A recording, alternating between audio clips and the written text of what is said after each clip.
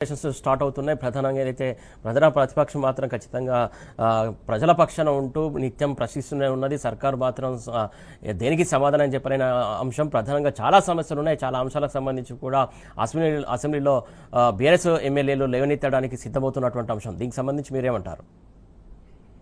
ప్రధాన ప్రతిపక్షంగా తప్పకుండా వాళ్ళు అసెంబ్లీ సమావేశాలకి ప్రజలు ఎదుర్కొంటున్నటువంటి ప్రధాన సమస్యలు, ఎందుకంటే అసెంబ్లీ సమావేశాలు అనేటివి మనకి లిమిటెడ్ డేస్లోనే ఉంటాయి కనుక ప్రధానమైన అంశాలు మాత్రం ప్రస్థానకు వచ్చేలాగా ప్లాన్ చేసుకుంటారు. అందులో మనం ఇందాక చర్చించినట్టు పత్రికల్లో వస్తున్నటువంటి సమాచారం ప్రకారము ముఖ్యమైనటువంటి విషయాలన్నింటినీ కూడా ప్రస్తావించడానికి అవకాశం ఉన్నట్టుగా కనబడుతుంది.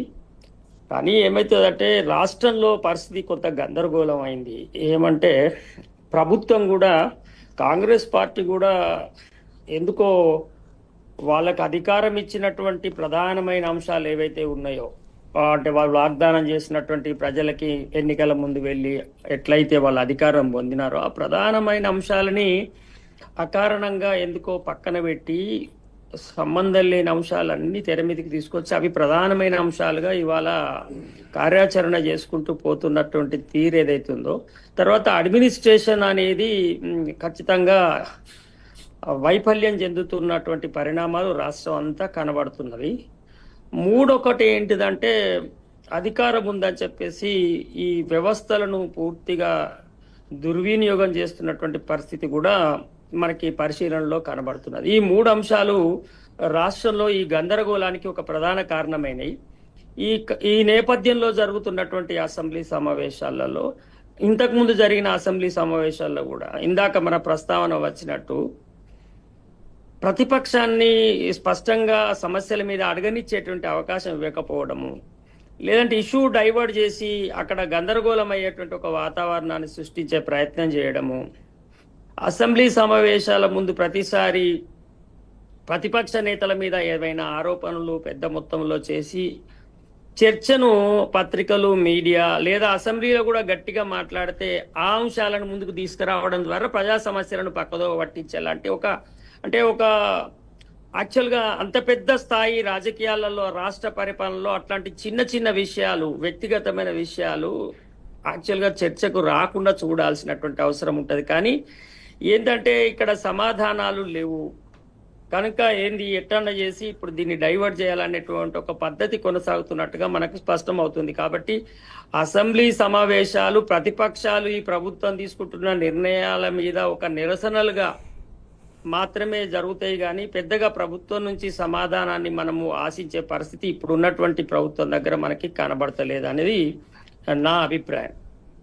ఎందుకు అట్లా కనబడతలేదు అంటే ఈ ప్రభుత్వము వాళ్ళు ఇచ్చినటువంటి హామీలన్నీ పక్కన పెట్టి కొత్త విషయాలను వాళ్ళు ప్రజలకు ఇచ్చిన వాగ్దానాల కింద కంటే సీరియస్గా తీసుకొని అమలు చేస్తున్నారు. అవి ఏంటి అంటే ఈ ప్రభుత్వ భూములు మేము తిరిగి తీసుకుంటామని చెప్పి పేదల ఇల్లు గుర్చేది కావచ్చు, ఇవాళ మూసీకి సంబంధించిన దాని మీద కావచ్చు, ఇట్లా రాష్ట్రం అంతా. తర్వాత రైతులకి ఇవాళ రైతు బంధును మొత్తము అప్రకటితంగా, అంటే స్పష్టంగా మేము ఇవ్వము అని, ఇందుకు ఇవ్వలేకపోతున్నామని, లేదంటే ఇది మంచి పథకం కాదు మా కాంగ్రెస్ పార్టీ దీన్ని మేము అమలు చేయమని చెప్పడం కానీ, లేదా ఇది మంచి పథకమే కానీ మా దగ్గర ఆర్థికంగా నిధులు కొద్దిగా కొరత ఉంది కాబట్టి ప్రస్తుతానికి రైతులు అనేది మాకు ప్రాధాన్యమైన అంశం కాదు, మేము మూసి ప్రక్షాళన ఇతర అంశాలు ప్రాధాన్యంగా తీసుకున్నాం కాబట్టి ప్రస్తుతానికి దీనికి ఇస్తలేమని కానీ ఇట్లా స్పష్టంగా చెప్పి మానేస్తే కూడా బాగుంటుండే. కానీ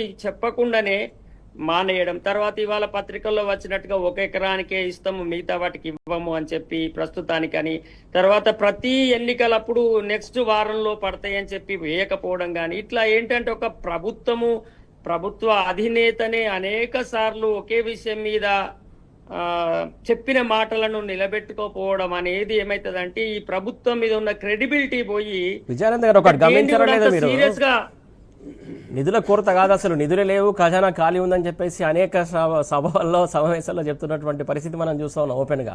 సార్ నిధుల కొరత అని కాదు సార్, ఇక్కడ ఏమైందంటే కన్ఫ్యూజ్. ఇప్పుడు ఏమైంది, వీళ్ళు దారి తప్పిండ్రు. ఇప్పుడు నిధుల కొరత అంటే ఇప్పుడు మూసికి గన్ని వేల కోట్లు పెడతామని ఎట్లా చెప్తారు సార్?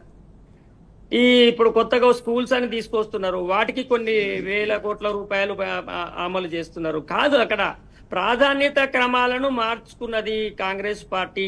వాళ్ళు ఇచ్చినటువంటి వాగ్దానాలను అమలు చేస్తాం, వాటికి చట్టబద్ధత తీసుకొస్తామని చెప్పినటువంటి వాళ్ళు వాటన్నిటిని పక్కన పెట్టి ఇప్పుడు ముందుకు కొత్త పథకాలను తీసుకురావటం ద్వారా వాటికి డబ్బులు కేటాయించడానికి మా దగ్గర డబ్బులు ఉన్నాయి అంటున్నాయి. ఆల్రెడీ అమల్లో ఉన్న పథకాలన్నిటిని పక్కన పెడుతున్నటువంటి పరిస్థితి కనబడుతుంది. ఈ నేపథ్యంలో ఖచ్చితంగా ప్రజల్లో లోపల వ్యతిరేకత ఉంటుంది. ఆ వ్యతిరేకతను ప్రతిపక్షం అసెంబ్లీలో నిలదీస్తుంది.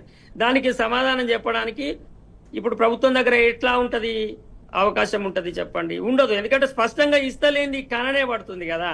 ఇప్పుడు వడ్ల బోనస్ ఇస్తామన్నారు, ఇంకా దాదాపు మెజారిటీ రైతులకి వడ్ల బోనస్ లేదు, రైతు బంధు రావట్లేదు. రైట్. సో ఈ నేపథ్యంలో నడుస్తున్న అసెంబ్లీ సమావేశాలలో మనము ప్రభుత్వం దగ్గర నుంచి సానుకూల సమాధానాలను ఎట్లా ఎక్స్పెక్ట్ చేస్తాం చెప్పండి? అది చేయకపోవడం వల్ల ఏమైతుందంటే బుల్డోజ్ చేస్తారు.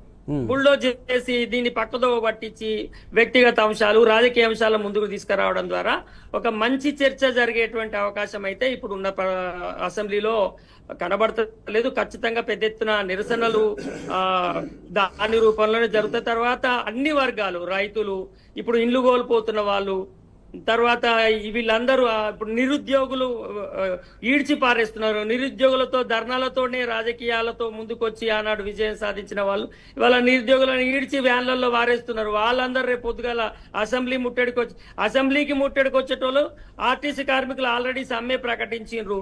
ఇట్లా ఎంతమంది ఇప్పుడు అసెంబ్లీకి ముట్టడికి వచ్చేటువంటి వర్గాలే 10-15 అయినాయి, ప్రతిపక్షంతో సంబంధం లేకుండా.